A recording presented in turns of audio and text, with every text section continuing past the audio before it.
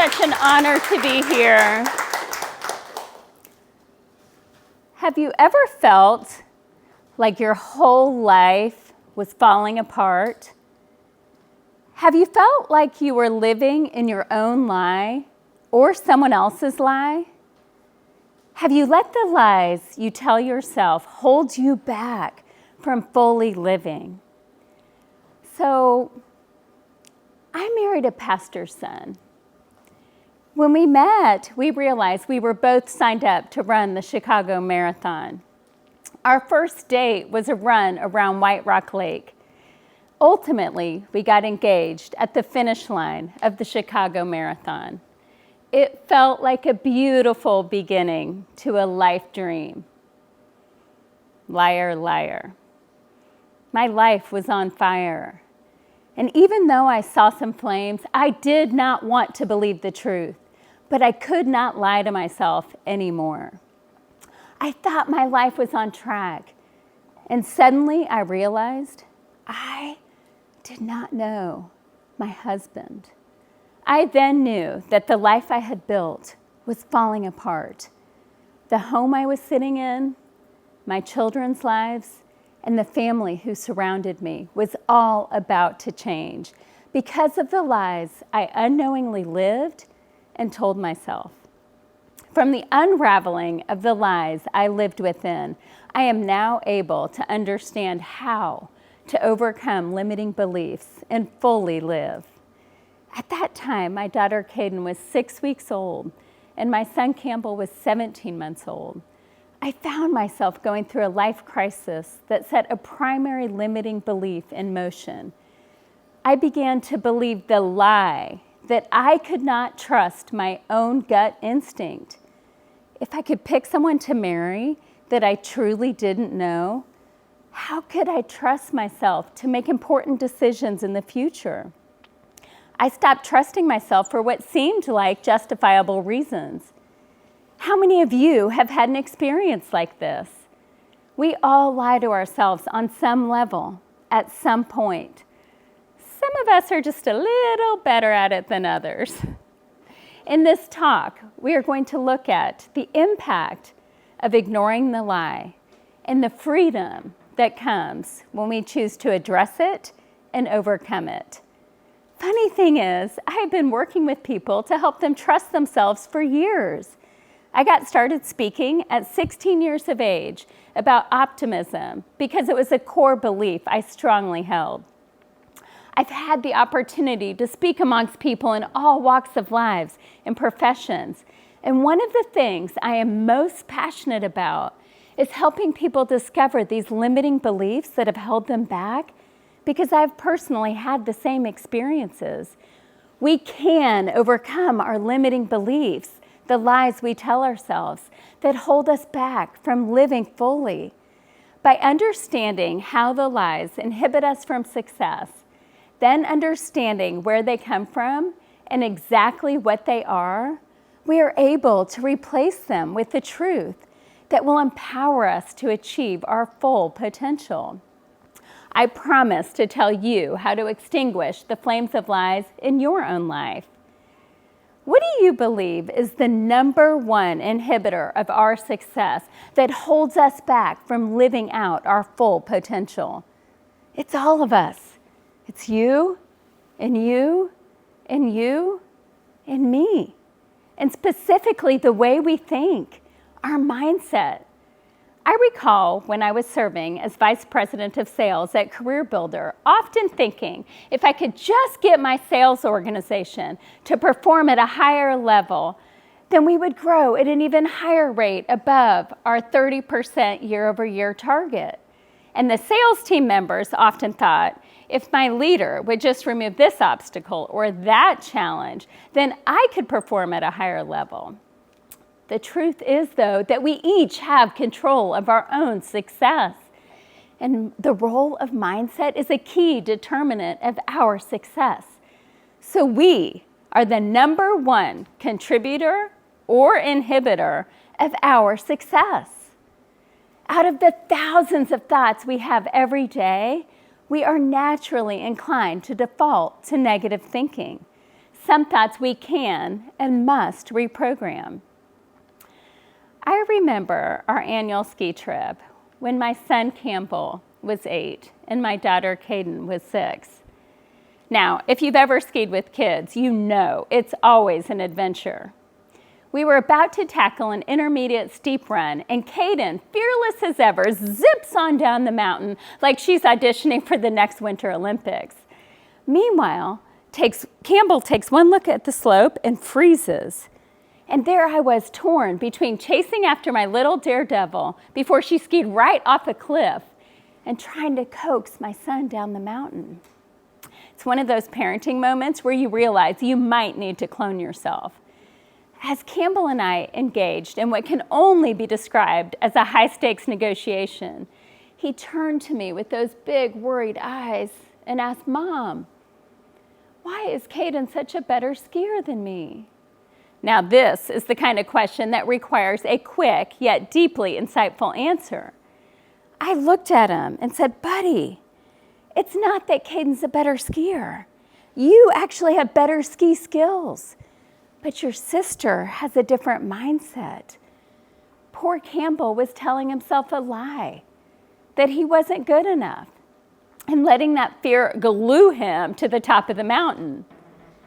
I explained to Campbell that what he was feeling was just fear, and he'd made the mistake of thinking that the fear meant something real, like he wasn't good enough, or that he was destined to become a permanent fixture on the top of the ski run. We all experience 1,000 little failures and doubts every day, and those thoughts and emotions are rarely true. This is why mindset matters so much. We all have fears, those lies our minds try to sell us, but just because we feel fear doesn't mean it's telling the truth.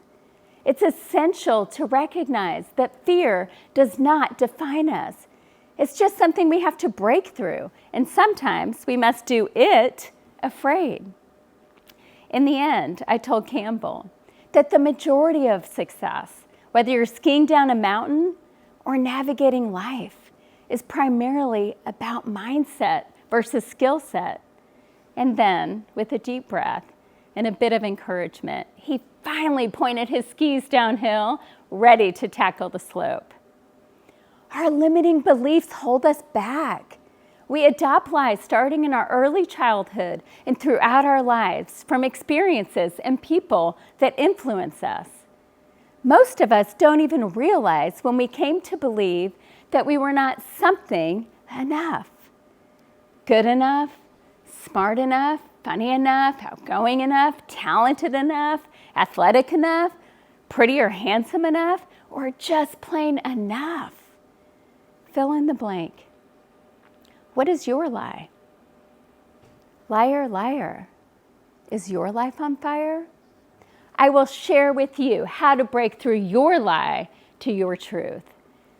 I grew up with my biological mom, who wasn't nurturing at all.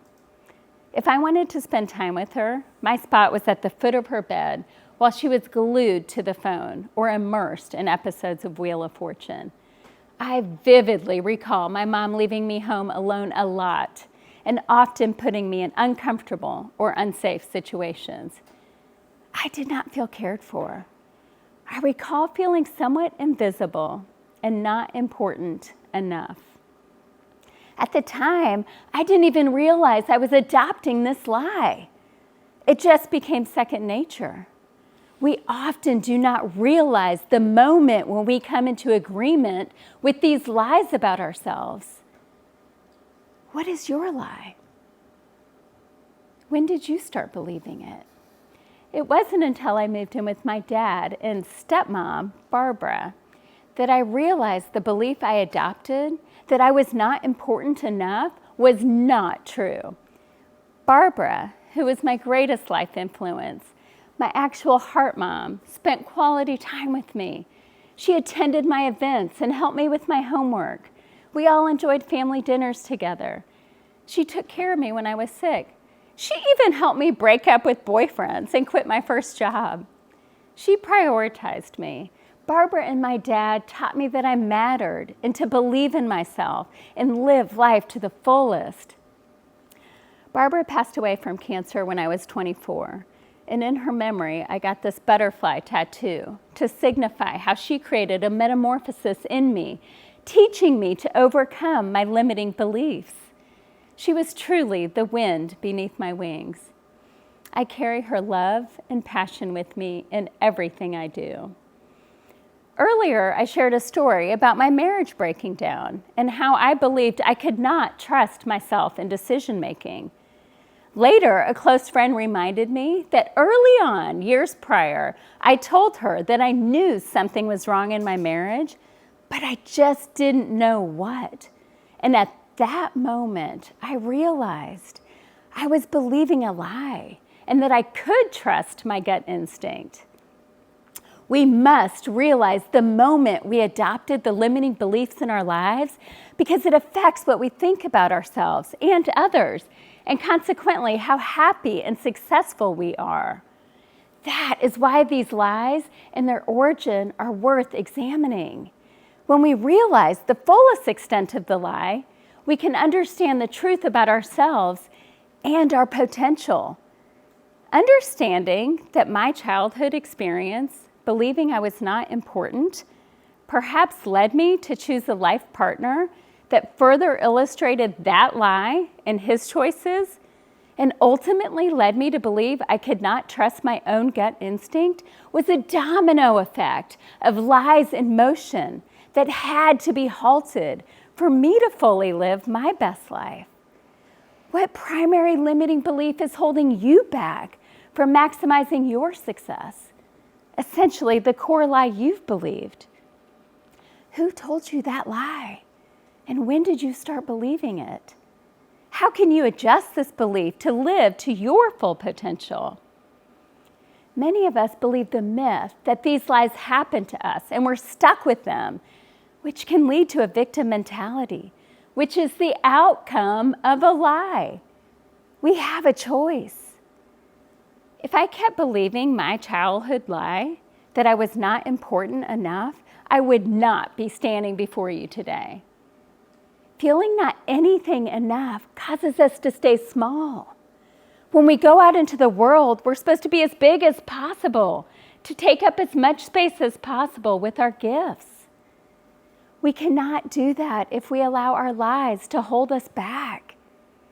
Think of your mindset like a garden with rocks, big, heavy experiences that created the limiting beliefs, weeds, of course, experiences you wish not to cultivate, the ones that support the lies, and flowers, pleasant life experiences you want to grow and replicate.